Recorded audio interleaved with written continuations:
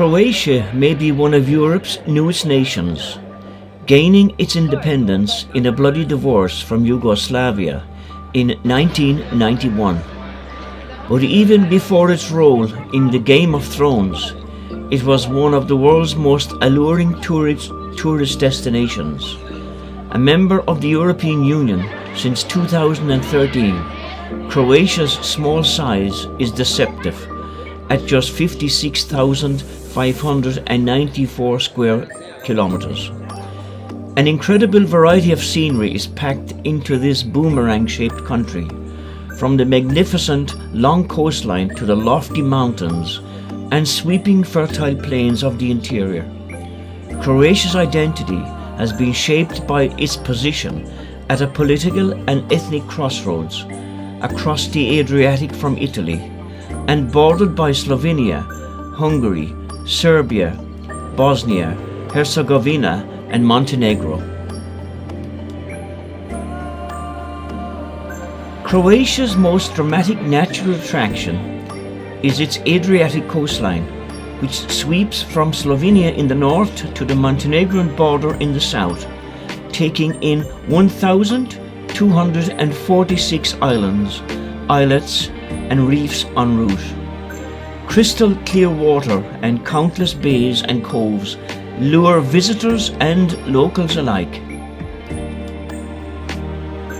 In summer, the climate is glorious, with hot sunny days tempered by a cooling sea breeze.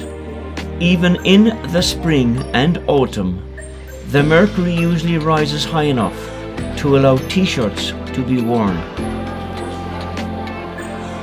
Away from the beaches, massive mountain ranges offer opportunities for hiking, climbing and extreme sports. Further inland, there is the UNESCO World Heritage Site of Plevisa Lakes National Park, a limestone oasis of gushing streams, pounding waterfalls and green-hued lakes. We're here in the old town, at the old port, inside the medieval walls of Dubrovnik. It's a beautiful evening. It's about 24-25 degrees. Everybody is dressed accordingly. It's balmy, it's rather humid, but at night time this old town and the old port takes on a whole new dimension of colour, atmosphere and life. Croatia's varied landscape also makes it a mecca for sports enthusiasts.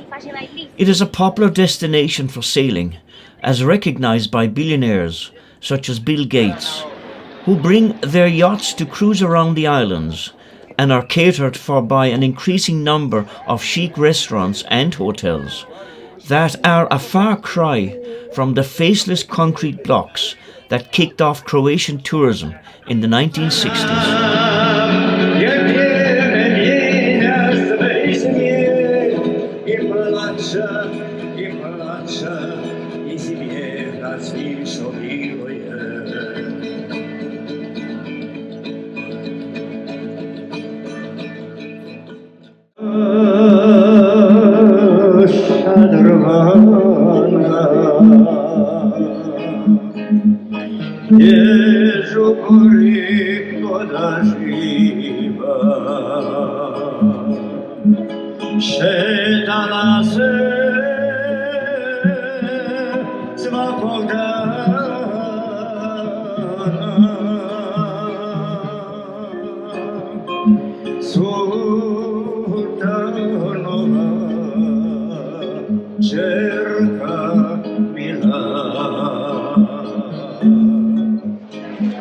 Back here in the old town, inside the Great Walls, it's late in the evening. 2 cruise liners in again today. Hundreds of thousands of people around me, as you can see.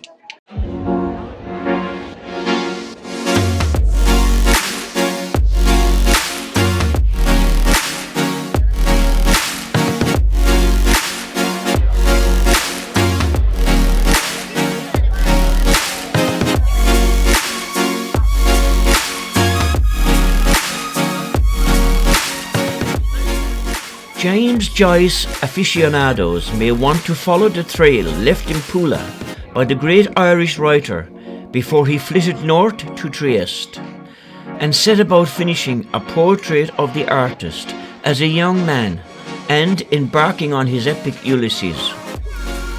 The tourist office is keen to push the minimal Joyce connection and the former local branch of the Berlitz Language School, where he found work in 1904 and is now open as the Ulix Cafe. Outside this cafe is a bronze sculpture of Joyce sitting at his favourite chair with his trademark hat and walking stick. The only person to whom Dubrovnik Republic built a monument to was the sailor Miho Prakat. He was not a nobleman who left all his wealth to charity.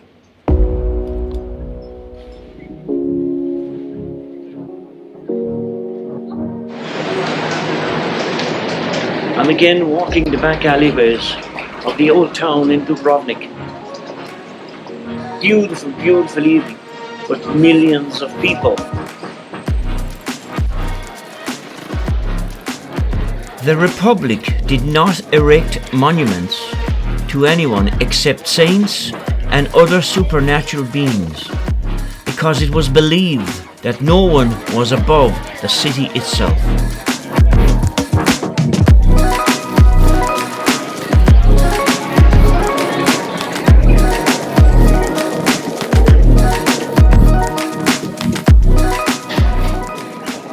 Now, if you come here to the old town in Dubrovnik, try and come in the evening, say 5-6 o'clock, when it's cooler, and hopefully millions of people will have departed on their cruise ships.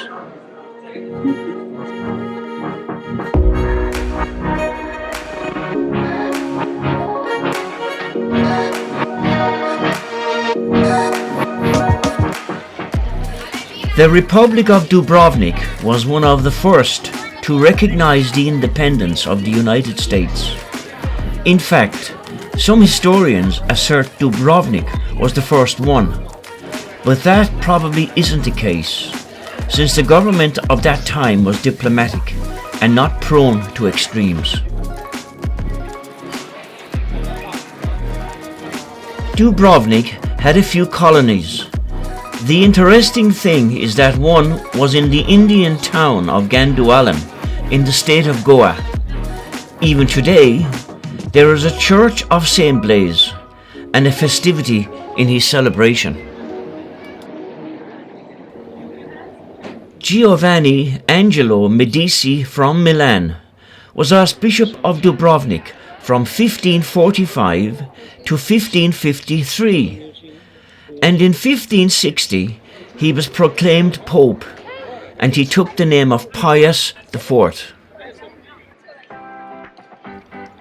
While Minceta Fort was under construction in 1464, there was a shortage of stone, and because of that, it was ordered that everyone who came into the city must bring one stone with them, according to their physical constitution.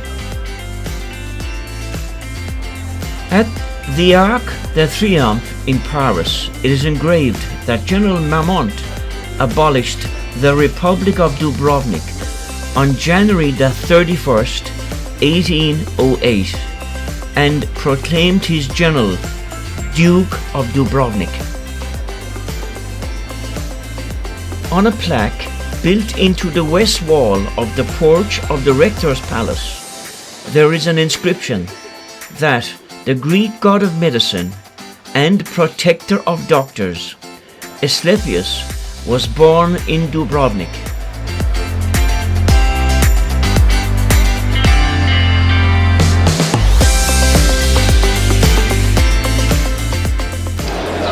Walking up the main drag here in the old town. Still a gorgeous evening. The crowd is beginning to dissipate now. From April the 4th, 1911 until the beginning of the First World War, every day at noon, a cannon was fired from the Louvain-Fort.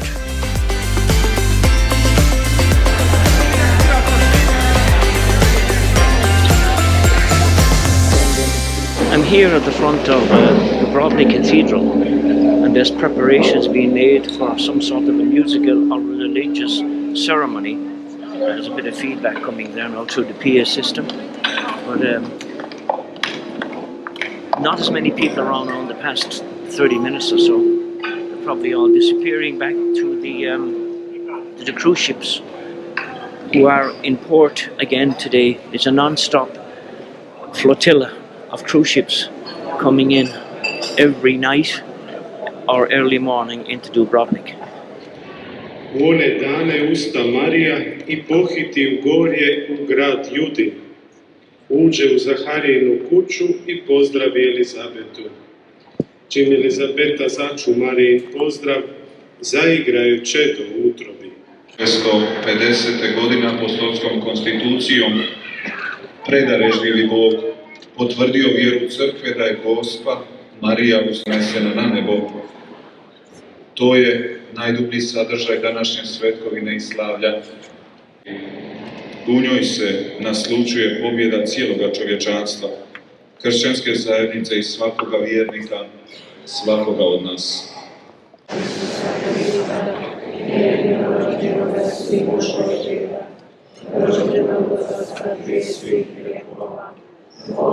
Boga, svjetlo svjetla, pravoga Boga, rođena nestvorena, istovitna s Otcem, po kome je sve stvoreno, koji je radi nas ljudi, našega spasenja, sišao s nebesa i utjelovio se po Duhu Svetom, od Marije Djevice i postao čovjekom.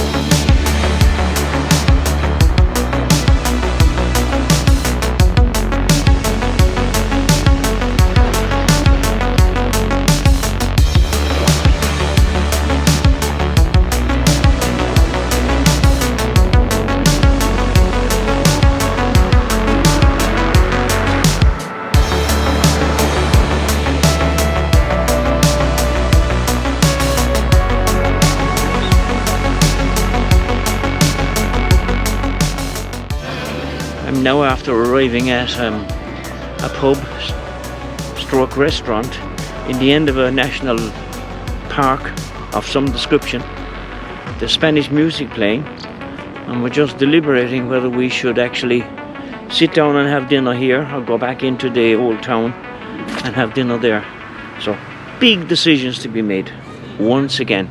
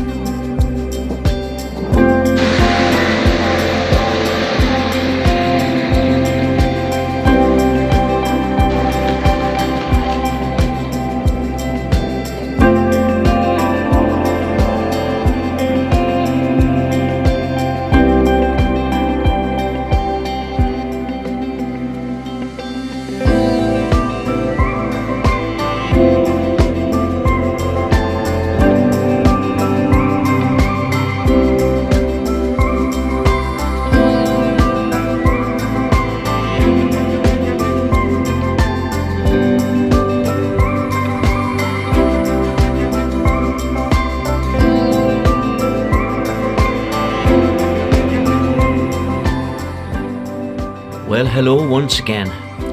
So this concludes the odyssey to Dubrovnik in Croatia. We spent 10 days there, a lot of travel, a lot of walking, a lot of heat, a lot of swimming, a lot of videoing, a lot of photographing. So the result is, as you saw, over 6 episodes. I hope you enjoyed looking at it. It's been a labour of love for me, as per usual. So until the next time, hopefully you can join me and we can enjoy the sights and scenes of this great outdoors together. Thank you for your company, for tagging along, and for watching, commenting and liking my work. Take care. See you in the next trip. Bye bye.